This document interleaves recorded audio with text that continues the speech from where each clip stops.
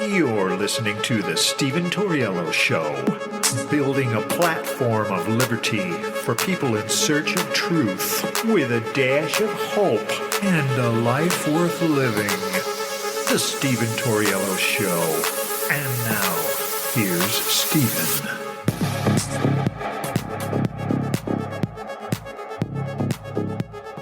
What's up, ladies and gentlemen? Welcome to the show. As always, thank you for tuning in.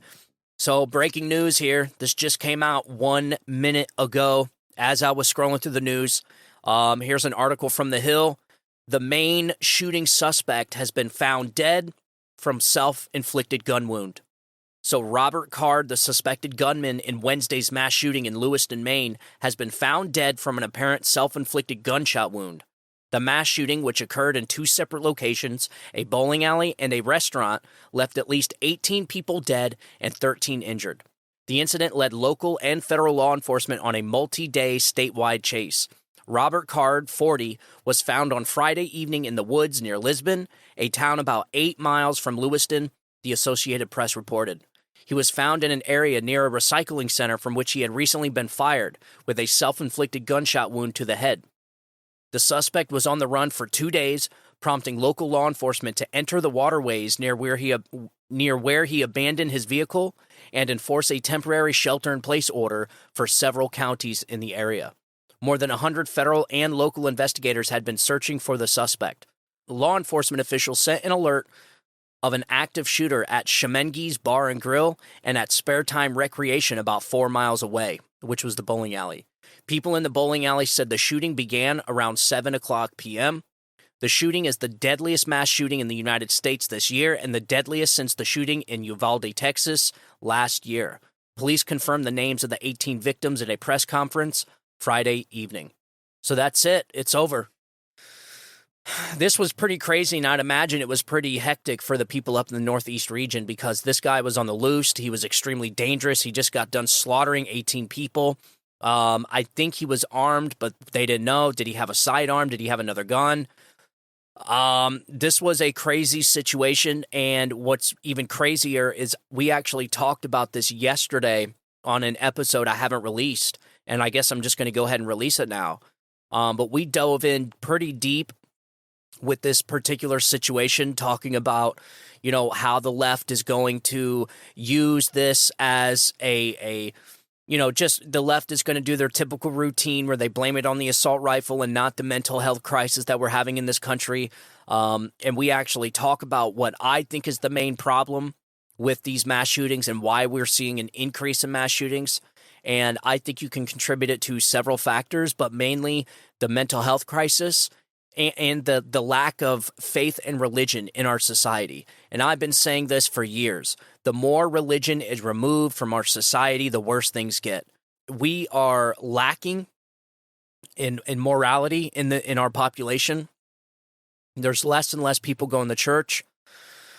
It's a big deal, but like I said, you can contribute the mass shootings to several different factors, and none of them are the same. None of them really have anything in common other than the mental health issues. Apparently, Robert Card was a Army reservist. He was sent to the mental institution, I think, for a week or two, and he was actually directed by his commander, to go to the hospital. So the Army Reserves, I think he was in the 3rd Battalion, actually ordered him to go seek a medical evaluation at a mental hospital. I think he stayed there for a week or two. He was going through a divorce. There was a lot of misinformation that came out about this, a lot of different theories that came out, but really it all boiled down to this guy just snapped. He just snapped. I don't know what it is that these people have or don't have that normal, average people don't have. There's something in these people's brains that allows them to just flip a switch and take somebody else's life. It's not normal. Normal people will get mad. Normal people can get raged out. Normal people can get extremely angry, but by taking somebody else's life, you're taking it. There's something different. There's something that those people have that separates them from normal average people. Like there's a switch that gets flipped and they go over that step. Like, a lot of us, we get so angry, we can even think about, taking somebody's life, but to actually go through with it, that's something entirely different. So we talked about this on the show I haven't released, and like I said, I'm going to release it now. The mental health crisis in this country is at an all-time high. And then you can also contribute it to medications. We have the most medicated population that this country's ever seen, and I think we are the most medicated country in the world. So can you contribute the mass shootings to medications, mental health? I don't think taking law-abiding gun owners' guns away or violating law-abiding gun owners' Second Amendment rights is the answer. It's certainly not the answer. And what's unfortunate is that's all Democrats want, and they will not compromise. And so this just keeps happening over and over and over again. So every time there's a shooting that's involved in an AR platform, an AR-style rifle, they always blame the rifle, never the person. And in fact, they're so hardcore about gun grabbing that they literally start defending the mass shooter. And they say, oh, he couldn't help it. It was, he had mental problems, so on and so forth. So we talked a lot about this on the episode I haven't released, so I will release that episode today. There was a couple things we talked about on that show. The reason why I didn't release it is because I never finished editing it, and then I started working on another story, which I'm actually currently working on now, and we're going to release that this weekend. So we got a whole lot of content to release this weekend. I just wanted to make a quick episode letting everybody know this weekend, since there's not too much news that comes out over the weekend, I wanted to inform my listeners that the shooting suspect, the mass shooter, has been found dead with a self-inflicted gunshot wound. And it's unfortunate that we never take these people into custody, because I am a firm believer that instead of shooting these people dead, that they need to be detained so that they can be studied. We need to figure out what is going on in the heads of these people. I think it's insane how we can put a man on the moon, but we can't figure out what makes these people flip and take the lives of so many people so needlessly. And most of the time it's over nothing. This guy apparently was schizophrenic, like he was hearing voices and stuff. So again, he bought the gun legally.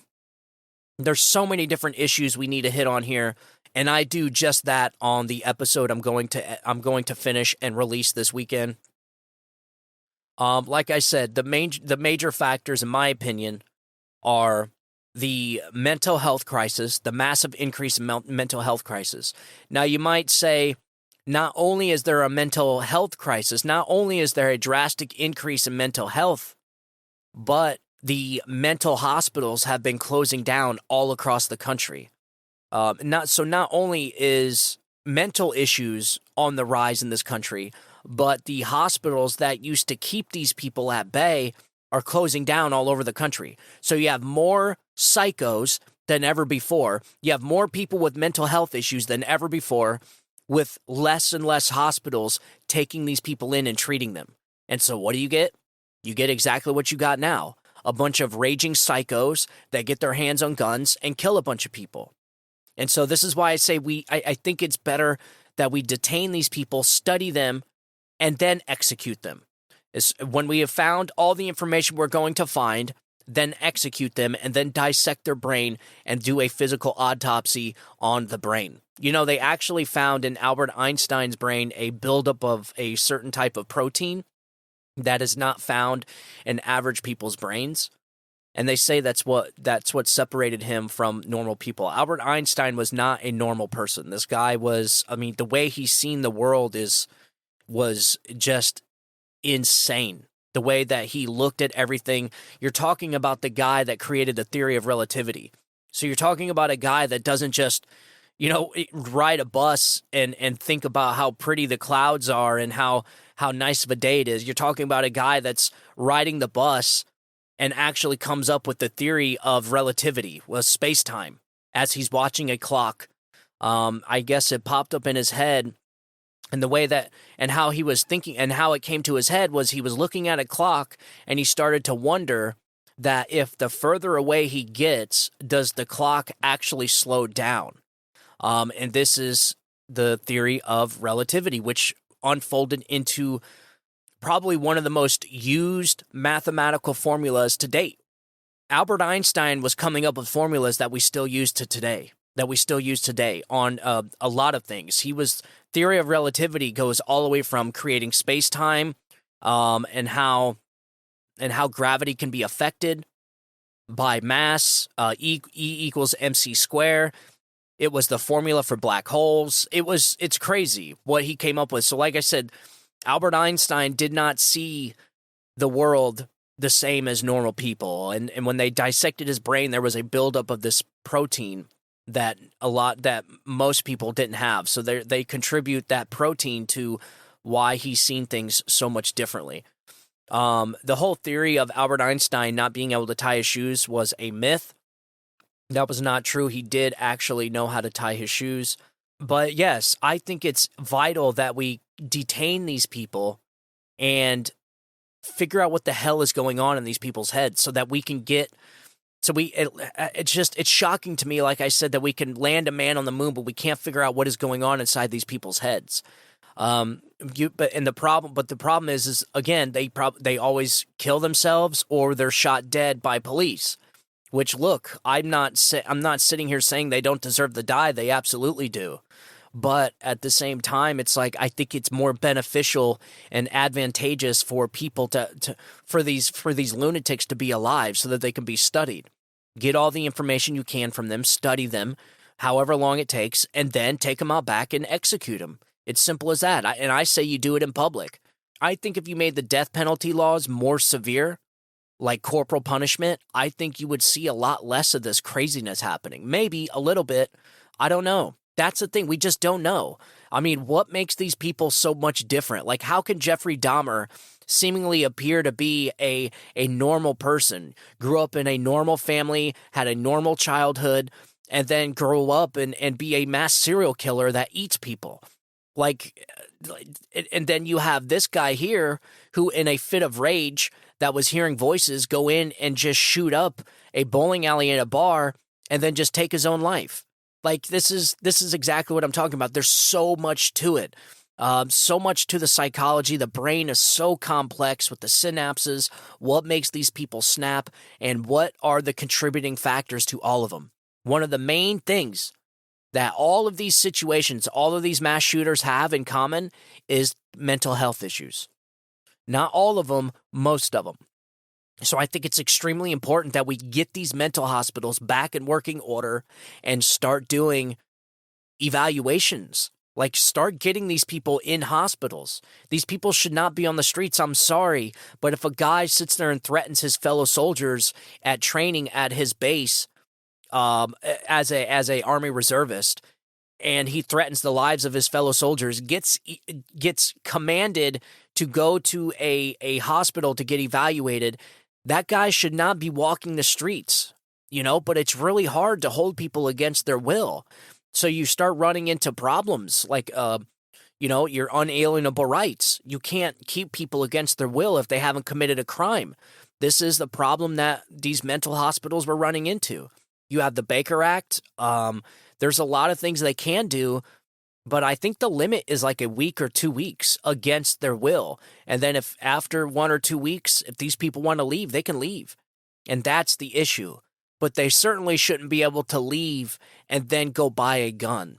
That, to me, is a big issue. How you fix it, I don't know. The Democrats would surely say, oh, you need a federal database, but that's not happening.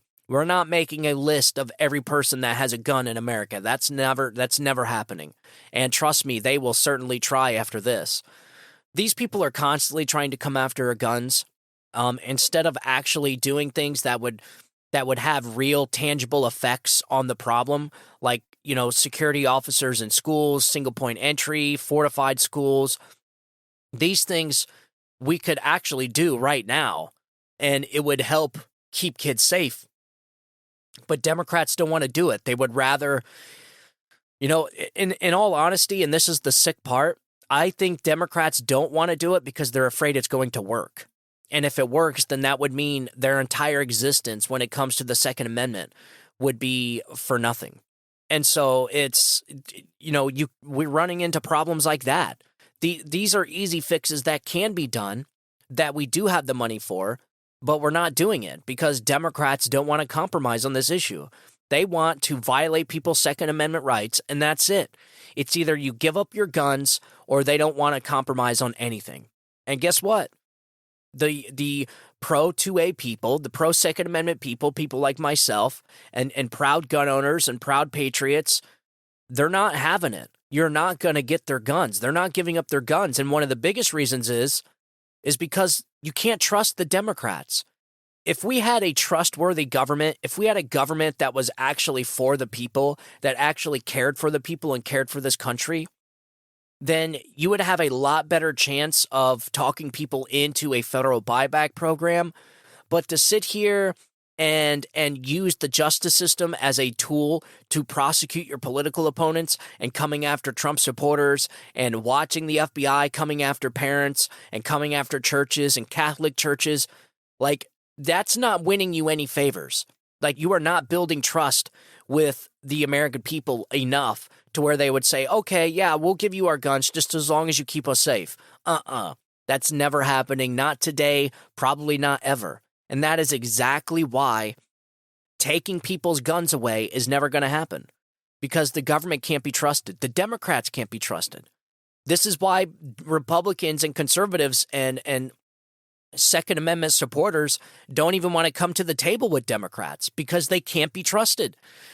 You sit there and you make a deal with Democrats, and the next thing you know, you're not allowed to buy guns anymore. So this is a problem we've been having for a long time, and I don't see any light at the end of the tunnel when it comes to this situation. So at the very least, what we should be doing is fortifying the schools, keeping our children safe, and figuring out what is going on with the mental health crisis in this country, opening up mental hospitals, and somehow creating some type of law to keep these people in these hospitals until they are evaluated and safe to get back on the streets. And they certainly should not be able to buy a gun as soon as they leave the hospital. We don't know when this guy bought the gun yet. We haven't got any of those details yet. I certainly haven't, and I've been looking.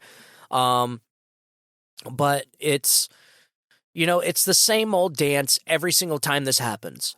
We have a mental health crisis in this country, and we have a moral problem in this country. We have a massive lack of faith and religion in this country and in our society, and we talked about this before.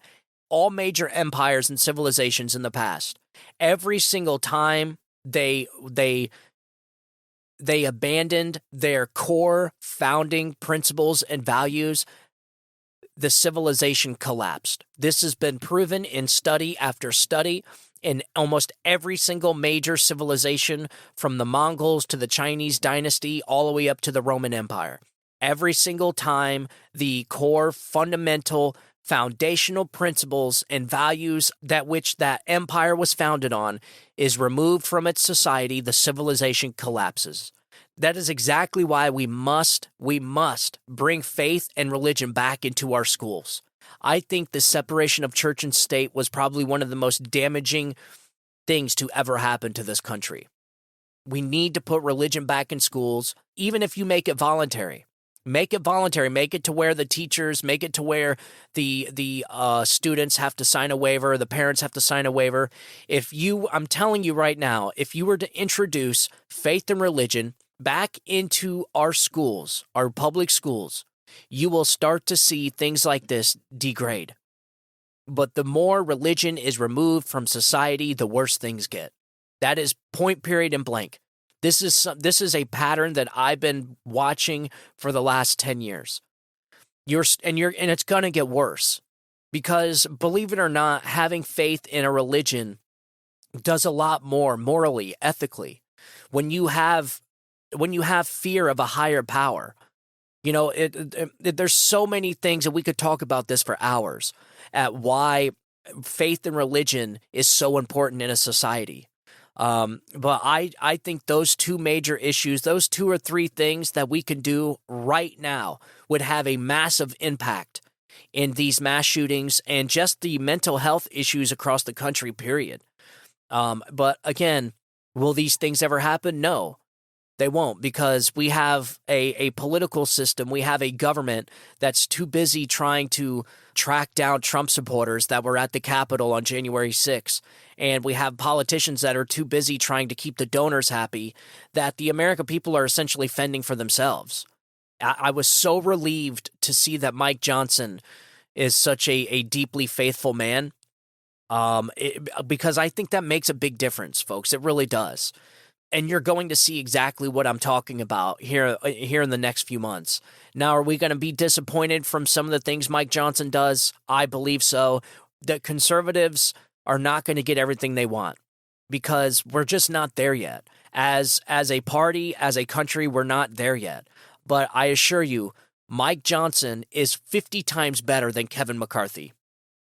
Are we going to get everything we want? No. In fact, I think they just signed legislation. They just signed a bill funding Ukraine. So again, and I said this from the very beginning, no matter what, this entire speaker battle is over funding to these wars. I said the very first thing they're going to do when we elect a speaker is spend another $100 billion on foreign conflicts. So I already knew no matter who it was, we were going to be spending that money because these people are way too invested in these foreign conflicts. There is way too much money on the line to not be sending these countries money. And personally, I think sending any money to Ukraine is a ginormous mistake, and I honestly don't even think Ukraine needs it. We are reaching almost $200 billion in just Ukraine alone. We are essentially holding up an entire country's government while our country is sinking to a bottomless pit. Our borders are open. We're spending billions of dollars securing another country's border, and we can't even secure our own border. I don't know what Mike Johnson has in plan for that, but that needs to be a number one priority, is sealing up this border. And I'm not talking about funding. Funding's not going to do anything but make these people process the immigrants faster. We need this administration to follow the law. That is it. Somehow, some way, Mike Johnson needs to leverage this funding to these foreign conflicts to seal up our southern border. I don't know how they're going to do it. I'll save that for them. But that needs to be number one priority. And so Mike Johnson is not going to give us all we want, but I'm telling you, he's going to get us some wins. And one of the most relieving things to me, one of the most assuring things to me about Mike Johnson and why I am so happy that we have him as a speaker, and I'm going to go in deeper on the next episode about what I think the greater plan is and how the entire speakership battle was one 4D chess move. And it's very interesting. I was talking to Carla, my wife, about this the other day. I think the entire thing was planned. But I digress. We'll talk about that on the next show. But Mike Johnson is going to get us some wins. There's a couple things I feel really good about. A, he's only been in Congress for 6 years. To me, that is great. To the swamp, that means he's inexperienced and doesn't know what he's doing. But to me, that means he's been uncorrupted. All right? So he hasn't really had a chance to become corrupted. I looked into his finances. He was only making $175,000 a year. He lives in a $500,000 home, and now he's going to be making $227,000 a year, and that's it. The guy's not a multi-millionaire over and over again like 90% of the other Congress people in our nation's capital. So I feel really good about that. I think we truly have a Speaker of the House that has been uncorrupted by the Washington swamp. That, to me, is by far the most important thing about our Speaker and about why I think Mike Johnson is a terrific pick and how I think the whole thing was planned from the beginning. So again, faith and religion has a big impact, and you're about ready to see it. And like I said, are we going to get all the wins we want? No, but I think we're in much, much better hands with Mike Johnson than we were with Kevin McCarthy. So that's all I got right now. We're going to keep it short. I just wanted this to be a quick little update. I wanted to get this out first thing in the morning for you guys. So, yes, the Maine shooter has been found dead with a self-inflicted gunshot wound found in the woods. He's been gone for 2 days. They were looking everywhere for this guy. They thought he might have taken a jet ski, so they were on the waterways. They were looking for this guy everywhere. And sure enough, they found him dead in the woods with a self-inflicted gunshot wound.